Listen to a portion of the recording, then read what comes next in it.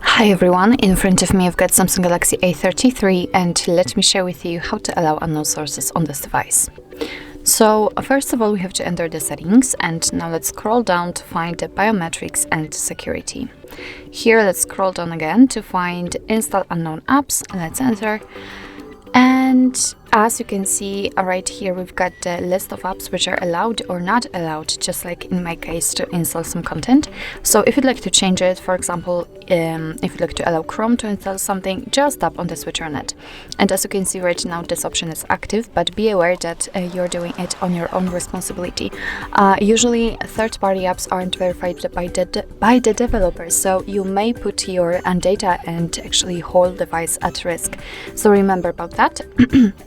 And of course it will work the same with all other apps, so simply just tap on the switcher and you can turn off all previously given permissions. Just tap on the switcher again.